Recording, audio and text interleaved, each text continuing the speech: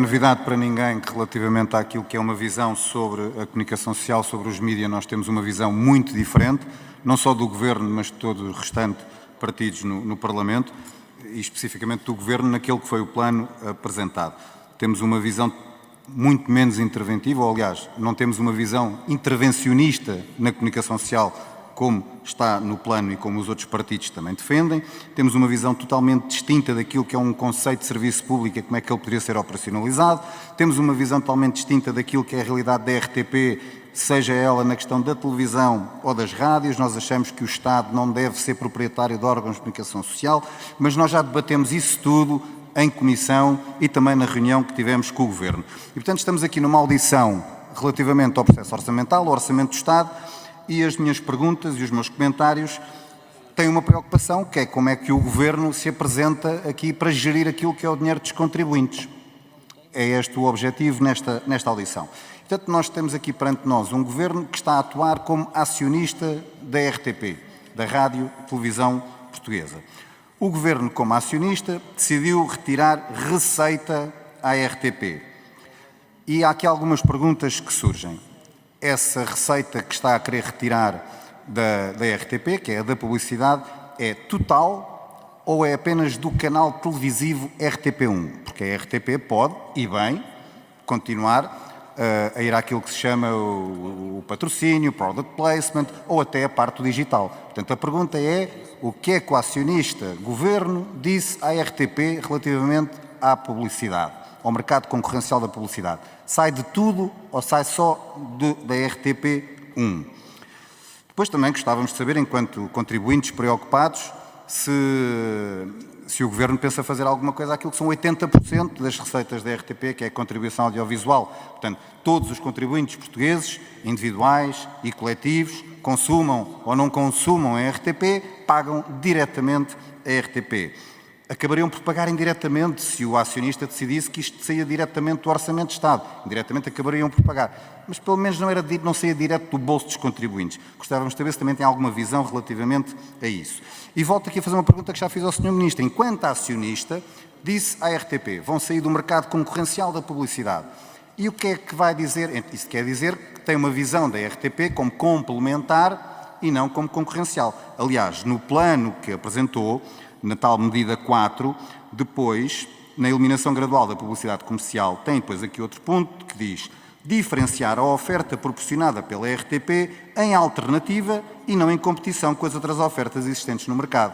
Isto já não é sobre publicidade, é sobre o resto onde está a concorrer com os canais privados, que é o mercado dos conteúdos. E, portanto, a pergunta é ao acionista da RTP o que é que disse à RTP sobre concursos de sorte e talento, entretenimento, novelas, televendas que a RTP ainda tem e desporto de competição, que são conteúdos que o mercado concorrencial dos privados está a cobrir. Também disse à RTP para sair deste mercado concorrencial? É também uma pergunta que fica.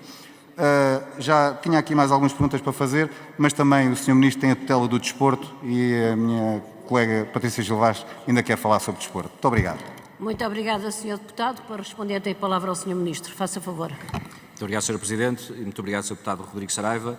De facto, eu saúdo a coerência, digamos assim, da iniciativa liberal, são visões diferentes do ponto de vista da participação do Estado no setor da comunicação social, mas respondendo às suas questões de forma mais concreta.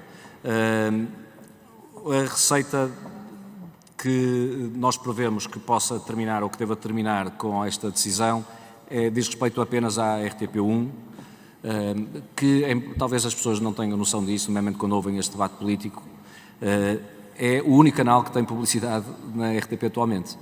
Portanto, há um choque coletivo, porque de repente parece que acaba a publicidade na RTP, mas até hoje nunca ninguém se incomodou por não haver na RTP2, na RTP3, na RTP Madeira, na RTP Açores, na RTP...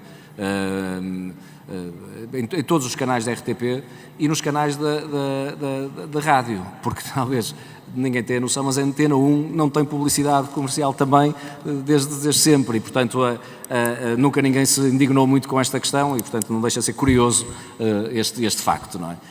Eu diria que o que vai terminar, de facto, são os spots publicitários na RTP1. a nossa proposta é essa, a sugestão é essa, os spots publicitários na RTP1 e não mais do que isso. Não é? E por isso é que há pouco eu dizia que há uma diferença entre receitas comerciais que são bastante mais alargadas, não é? E portanto até pode acontecer, parece-me que faz algum sentido, que muito daquilo que é uma receita hoje em dia tida por publicidade na RTP1 possa ser transferida dentro da própria RTP para outro tipo de canais de divulgação, outro tipo de modalidades, digamos assim, como alguns que referiu, patrocínios ou outro similar. E, portanto, a nossa estimativa até de perda de receita é muito superior àquilo que provavelmente se vai concretizar designadamente em 2025.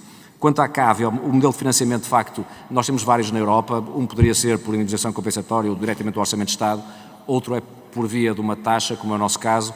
Nós não vemos nesta altura razões para estarmos a alterar isso e, portanto, vamos manter. Há prós e contras, quer num caso, quer no outro. Eu confesso que não tenho uma posição de princípio fechada, mas acho que não vale a pena estarmos nesta altura a alterar algo que pronto, dentro daquilo que é a sua realidade tem funcionado. A questão mais profunda, digamos assim, que tem a ver com a matéria de ser concorrencial ou não ser, eu não queria colocar de uma forma tão... que pode dar aso a algumas interpretações erradas se nós colocarmos isto como preto e branco, é concorrencial ou é complementar.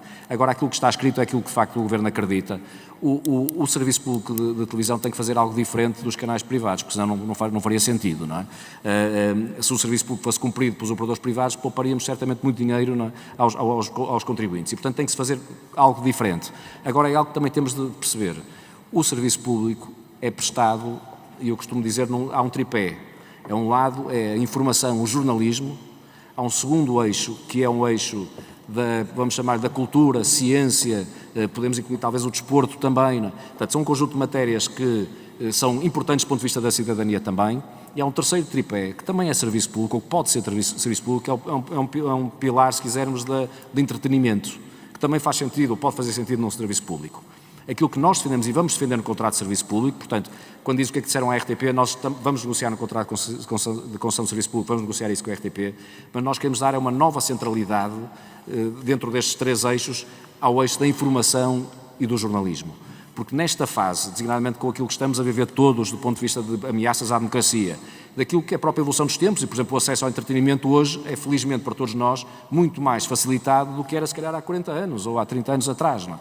E portanto já não precisamos de ter uma RTP se calhar tão focada nesse eixo do entretenimento e pode transferir algum esforço adicional, eu diria, para a informação e para o jornalismo. É essa a nossa visão. Sr. Ministro, vou começar já pelo tema que todos falam e que tem sido o tema estrela dos debates dos últimos tempos, que é esta questão da publicidade na RTP. Se poderia haver dúvidas de como é que a Iniciativa Liberal iria votar durante o Orçamento de Estado relativamente às propostas que tocam esse tema, depois da resposta que deu, penso que foi à Sra. Deputada Inês Sousa Real, então agora é que já não há mais dúvidas nenhumas. Porque a Sra. Deputada, tal como nós também na primeira ronda referimos à contribuição audiovisual, quando nos respondeu a nós foi assim um bocado mais vago, mas agora foi um bocadinho mais taxativo à Sra. Deputada do PAN, quando disse que querem revisitar o tema da contribuição audiovisual. E aí, enquanto na defesa dos contribuintes, nós vamos mesmo ficar preocupados. E, portanto, convém mesmo que a RTP continue a ter publicidade. Essa é a nossa postura e vai ser assim que vamos votar as várias propostas que vão surgir. Ainda na perspectiva do Governo como acionista, dentro daquilo que é o ecossistema da comunicação social, existe uma coisa que são as agências noticiosas, em Portugal é a Lusa, e que na realidade portuguesa ela é estatal e é assim que funciona.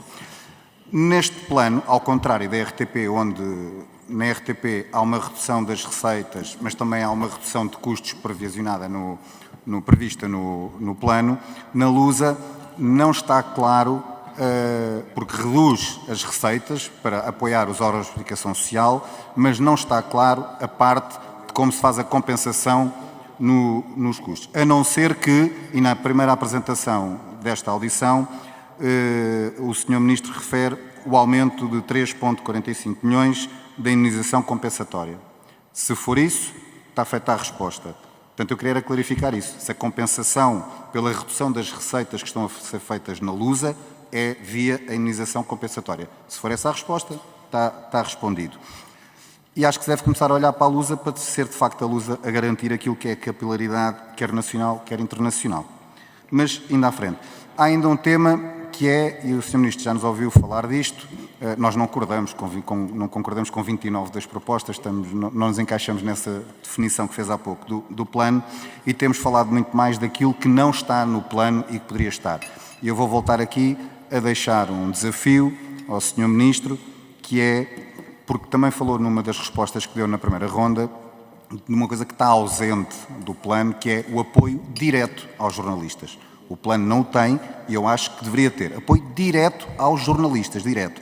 E eu já lhe disse isto e vou voltar a ver aqui o desafio, que é o melhor apoio direto que podemos dar aos jornalistas, tem um valor de 70 euros bienal, que é extinguindo-se a Comissão da Carteira, passando as atribuições da Comissão da Carteira para a ERC, enquanto entidade reguladora, e, já que é obrigatório terem uma carteira, se é obrigatório que não paguem por essa carteira. E, portanto, extinguido o emolumento de terem uma carteira de jornalistas. Este é o nosso desafio e isto sim é apoiar diretamente os jornalistas. Muito obrigado. Muito obrigada, Sr. Deputado.